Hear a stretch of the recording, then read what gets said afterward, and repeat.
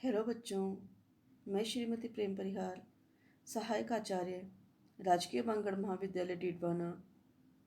Online class में आप और हम फिर उपस्थित हैं।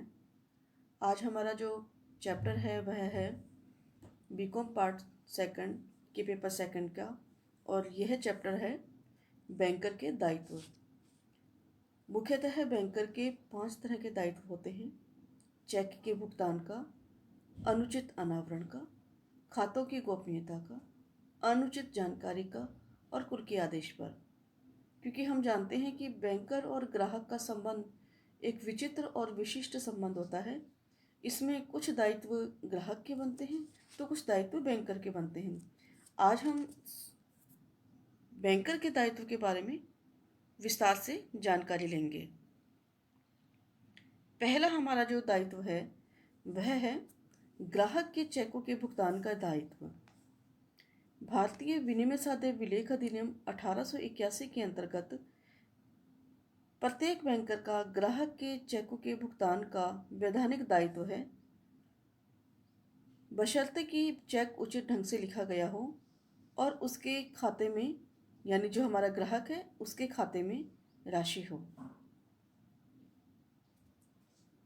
इसके लिए हमें ये देखना होगा कि दायित्व तो बैंकर का बनता है चेक के भुगतान हेतु, लेकिन क्या क्या शर्तें पूरी होनी चाहिए। पहली बात, जैसे हम कह चुके हैं कि ग्राहक का चेक पूर्ण हो। बैंकर पर ग्राहक द्वारा लिखा गया चेक पूर्ण होना चाहिए। चेक की भाषा स्पष्ट हो, तारीख, राशि, नाम आदि सब कुछ स्पष्ट लिखे हुए हों, बिना काट छाँट के हों, राशि शब्दों में और अंकों में स्पष्ट रूप से लिखी हुई हो, चेक हर प्रकार से पूर्ण हो और भुगतान योग्य हो। यदि यह शर्तें नहीं होती हैं पूरी तो बैंकर उसे भुगतान हेतु रोक सकता है। दूसरा है ग्राहक के खाते में पर्याप्त धनराशि जमा हो, या धनराशि नहीं है उसके पास में तो जितनी राशि तक का वह ओवरड्राफ्ट ले सकता है, अधिविकर्ष ले सकता है, उतनी राशि उसके पास में होनी चाहिए उसके खाते में। अगला है ग्राहक का बैंक में खाता हो।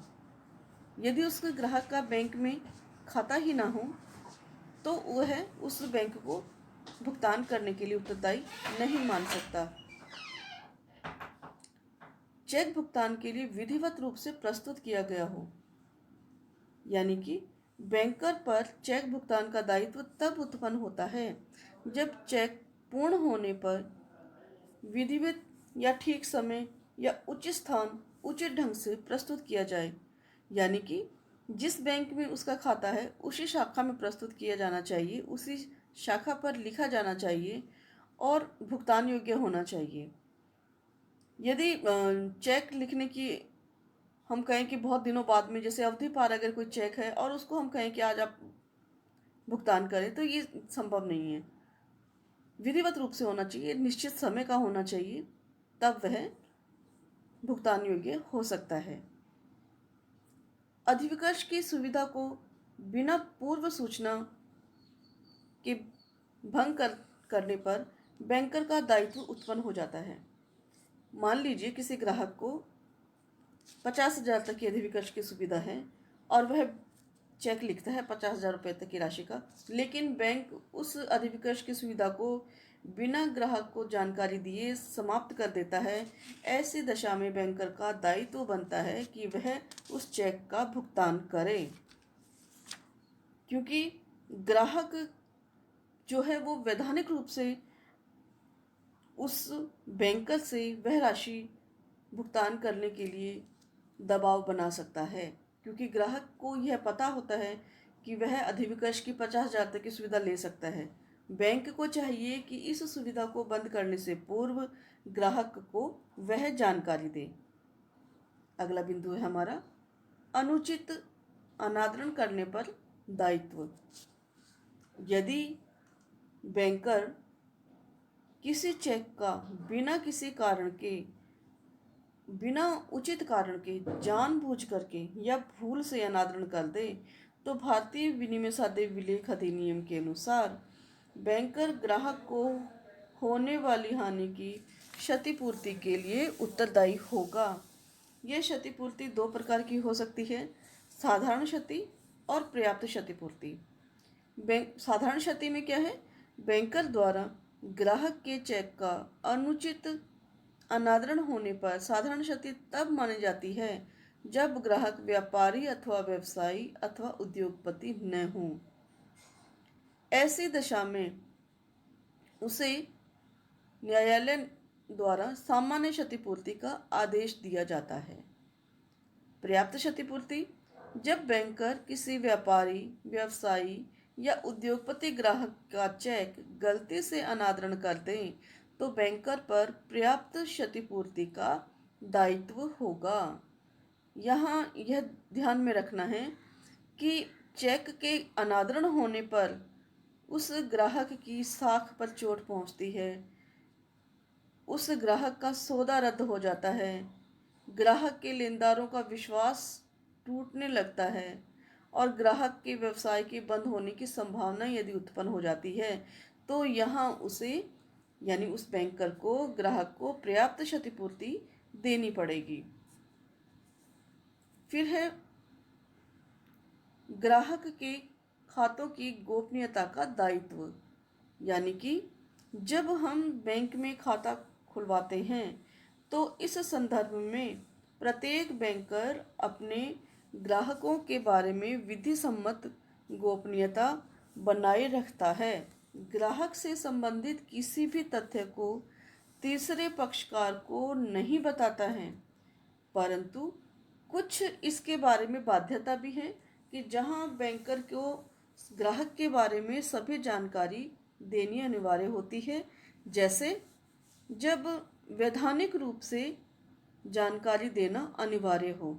वैधानिक रूप से कब कब, जब आयकर अधिनियम के अंतर्गत कोई ऐसा कार्य किया है, उपहार कर अधिनियम के अंतर्गत, विदेशी मुद्रा नियंत्रण अधिनियम के अंतर्गत, औद्योगिक कोई गतिविधि ऐसी की है उसने जिससे कि उसका खाता या वह व्यक्ति का अकाउंट जो है वो संशय के घेरे में आ जाता है, या भारतीय बैंकिंग अधिनियम के अंतर्गत उसने कोई ऐसा काम किया है कि पिछले 10 वर्षों से उसके कोई खाते में लेन देन ही नहीं किया गया है, तो ऐसी दशा के अंदर भी बैंक को उसकी जानकारी देनी होती है। फिर है भारतीय रिजर्व बैंक अधिनियम के अंतर्गत भी यह वैधानिक दायित्व बैंकर का उत्पन्न हो जाता है कि अगर उसे कोई ऋण की राशि दी गई है तो वह ऋण राशि और उस ऋण राशि की अधिकतम सीमा आदि के बारे में वह जानकारी दे। भारतीय कंपनी अधिनियम के अंतर्गत भी जानकारी देना आवश्यक हो जाता है, जबकि किसी कंपनी की जांच के लिए सरकार द्वारा नियुक्त निरीक्षक को बैंक से कंपनी के बारे में आवश्यक सूचनाएं प्राप्त करने का अधिकार है। यानी कोई व्यक्ति विशेष के बारे में जानकारी लेने का अधिकार है और ऐसे में वह उसके खातों के बारे में भी जानकारी ले सकता है। बैंकर पुस्तक साक्ष्य अधिनियम के अंतर्गत भी न्यायालय को साक्ष्य के रूप में बैंकर से ग्राहक के खातों के बारे में जानकारी प्राप्त करने का वैधानिक अधिकार प्राप्त होता है। भारतीय दंड संहिता प्रक्रिया, इसमें भी अगर हम देखते हैं कि कोई खाते में ऐसी गतिविधि के अंतर्गत पैसा जमा हुआ है जो संविधान के अंतर्गत गलत है, पुलिस के जांच घेरे में अगर वो खाता आ जाता है तो बैंकर का यह दायित्व बनता है कि वह उसकी जानकारी दे। यानी तभी जानकारी देना अनिवार्य होगा जब विधान द्वारा उसे बाध्य कर दिया जाए, अन्यथा वह ऐसे ही जानकारी नहीं देगा। इसके साथ साथ जब जनहित में ग्राहक के खातों एवं कामकाज के तथ्यों की जानकारी प्रकट करना आवश्यक हो, जब बैंकर का यह अनुभव हो कि राष्ट्र विरोधी गतिविधियों में ग्राहक लिप्त है और उसके कार्यों से ऐसा संशय प्रतीत होता हो कि इसने जो कार्य कर रहा है उसकी जो राशि है वो गलत काम में जा रही है, तो ऐसे में भी वह जनहित के उद्देश्य से उस ग्राहक की जानकारी दे सकता है। ग्राहक की स्पष्ट या गर्भ सहमति से, यानी गर्भित अगर कोई सहमति है तो भी वह उसकी जानकारी दे सकता है। बहुत बार ग्राहक स्वयं जमानत पर ऋण लेने अथवा अन्य बैंक से अधिविकर्ष की सुविधा प्राप्त करने और किसी नए व्यावसायिक संबंधों के लिए बैंकर को अपने कामकाज के तथ्यों के संबंध में जानकारी देने हेतु अनुरोध कर सकता है, आदेश दे सकता है। और ऐसे में बैंकर यदि जानकारी देता है तो यह न्याय संगत जानकारी मानी जाती है। बैंकर के स्वयं के हित में ग्राहक के खातों संबंधी जानकारी देना जब आवश्यक हो तब भी उसे जानकारी देनी चाहिए। यानी बैंकर द्वारा अपनी बात की प्रामाणिकता को सिद्ध करने हेतु स्वयं के हित में भी ग्राहक के खातों एवं कामकाज के तथ्यों संबंधी जानकारी देना न्यायोचित माना जाता है। विभिन्न बैंकों द्वारा परस्पर जानकारी देना। बैंकों में प्राय यह प्रचलन रहता है कि वे एक दूसरे के ग्राहकों के संबंध में मांगी गई जानकारी देते हैं ताकि उन्हें ग्राहक की तथ्यात्मक जानकारी उपलब्ध रहे और उसी के आधार पर आगे का व्यवहार बढ़ाया जा सके, जिससे कि किसी प्रकार का अनुचित व्यवहार होने से रोका जा सके। यद्यपि बैंकर अपने ग्राहक के बारे में विधान अनुसार ही जानकारी देता है, लेकिन उसे ग्राहक के संबंध में जानकारी देने के हेतु विभिन्न प्रकार की सावधानी रखनी होती है। उसे केवल तथ्यात्मक सूचना ही देनी चाहिए, अपनी राय या विचार व्यक्त नहीं करने चाहिए। सूचना केवल अधिकृत व्यक्ति या संस्था को ही देनी चाहिए। सूचना सांकेतिक और सामान्य हो। ग्राहक के बारे में बैंकर को सूचना सांकेतिक और सामान्य रूप से ही देनी चाहिए। वास्तविक आंकड़े तथा पूर्णतः स्पष्ट सूचना ही देनी चाहिए।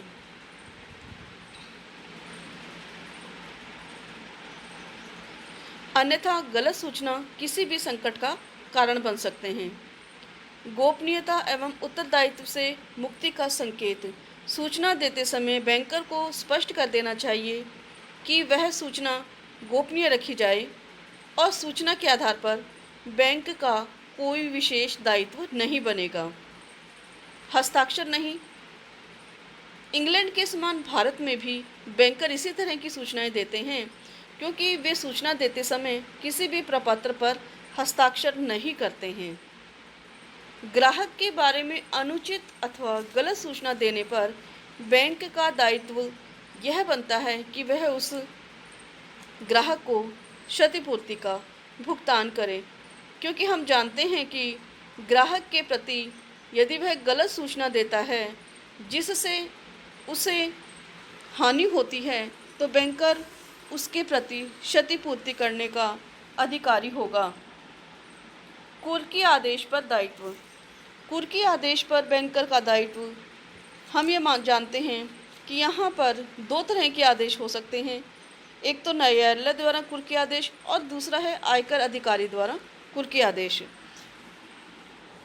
सामान्यतः सिविल प्रक्रिया संहिता के नियमानुसार जब कभी लेनदार की प्रार्थना पर न्यायालय के कुर्की आदेश द्वारा बैंक में पड़े ऋणी के धन की निकासी पर रोक लगा दी जाती है तो बैंक पर न्यायालय आदेश की पालना का दायित्व आ जाता है और यह आदेश तत्काल प्रभाव से लागू होते हैं। जब उस आदेश की प्रति बैंक के मुख्य कार्यालय को दे दी जाती है तो यह माना जाता है कि यह प्रति सभी शाखा कार्यालयों को भी दे दी गई है।